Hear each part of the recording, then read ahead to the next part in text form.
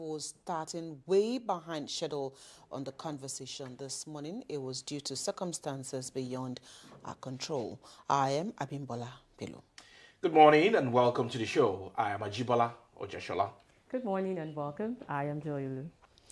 Right, let's quickly get into the show now by taking our news points this morning. Ajibola, let's start with you. All right, we're starting with politics. Relief for ADC as appeal court slams judge.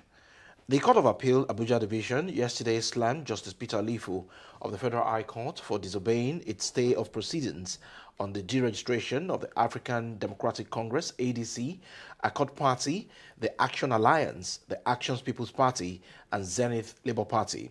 The appeal court, while delivering the judgment on the appeal filed by the 5 political parties and the Independent National Electoral Commission, INEC, described the action of Justice Lifu as judicial insubordination. Daily Trust report that Justice Lifu had on June 15 directed INEC to deregister the 5 political parties for allegedly failing to meet the constitutional requirements for their continued existence and participation in future elections. Justice Lifu also held that the defendants should stop parading themselves as registered political parties, insisting that they found merit in the suit filed by the National Forum of Former Lawmakers. The trial court also barred INEC from according recognition to the parties, accepting nominations of candidates from the affected parties, or giving effect to their activities for the purposes of participating in the 2027 general elections. Some good news here coming for members of ADC, AA, which other political party, Zenith Labour Party as well. And I think it's becoming too much of Justice Lifu granting some of these controversial injunctions from the Federal High Court of Abuja jurisdiction. And the appeal court here has done the needful and, of course, restored the confidence of these political parties in the judicial system of the country. It is good news for the ADC and others. Absolutely, and you've also mentioned the facts that it is quite unbecoming of Justice Lifu, and I think the judiciary needs to do better rather than just reprimanding him. Again, we always say that when you show seriousness in certain areas, then others will know that indeed you're serious. So maybe the National Judicial Council should take this up and do something really fast about it. We need to move really very fast this morning. The second story, FG overshoots borrowing limit as new debt reaches 12.62 trillion naira.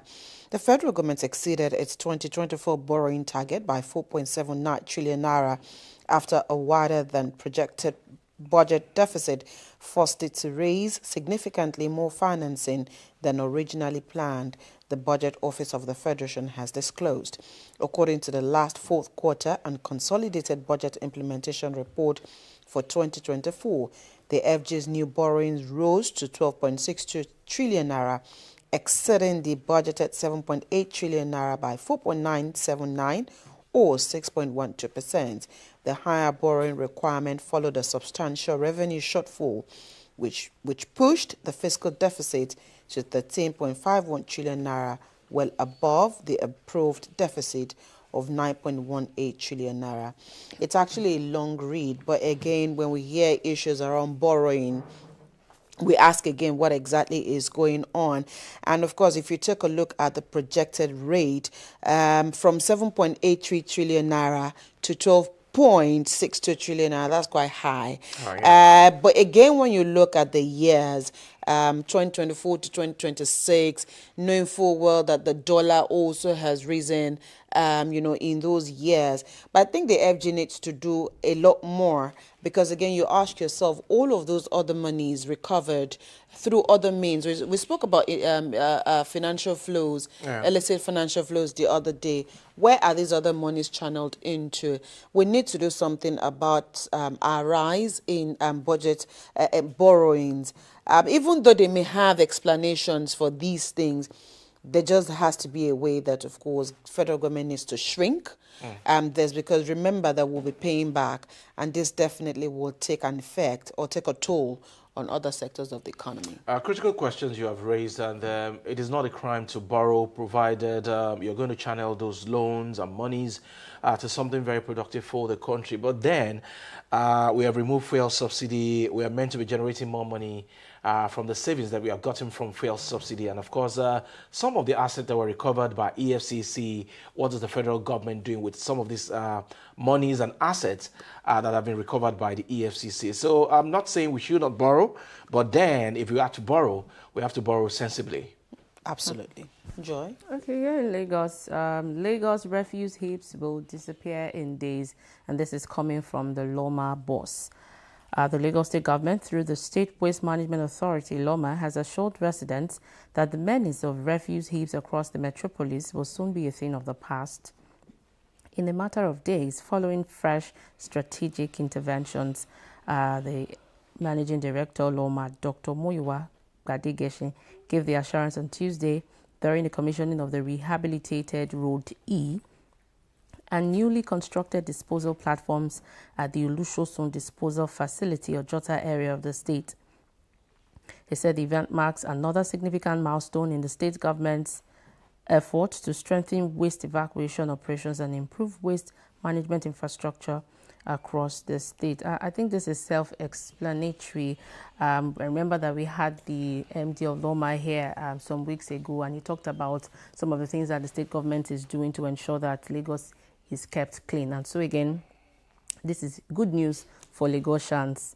In few days, the waste heaps you see all around will disappear. This is coming from Loma Boss. All right, I guess we will just take the words of the Loma MD, maybe again take it to the bank, and we'll come back in some weeks to review whether or not refuse, of course, are still littering Lagos roads, or if the trucks are able to have access to either dump sites or others that will be created by the Lagos State government. You know, it would be very easy for us to track some of these statements in a couple of days. Looking at the heap of refuse that we have in some part of Lagos, they are really, really disgusting, honestly. And it's not making Lagos to look like a center of excellence. That's the absolute truth. At all, at all. Right, let's quickly go to the X platform this morning and take a look at one of the many trending stories there. This morning, we'll be staying with the story coming from the Nigerian Immigration Service, and that has to do with the fact that Nigerians, and especially those in the diaspora, need to be aware of scammers. And Adebingbe isn't here today. Again, the alleged Adeni is.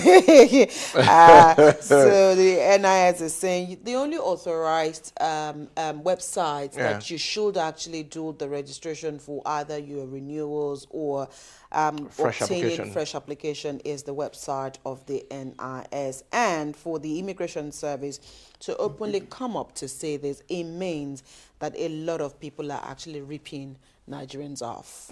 Nigerians should open their eyes, like you rightly pointed out earlier, especially those abroad, so that they will not fall victim for the Matthew and Adeni that we have around in the country and even outside the country. Absolutely. Absolutely. You can go on the X platform this morning to take a further read on why NIS is trending and how you also can be aware of the scammers already in town. We'll take a quick break. When the conversation returns, we will go straight into today's conversation. And of course, this morning we'll be staying with, again, Nigeria's democracy and how we can begin to build viable institutions here in Nigeria. That conversation is after this break.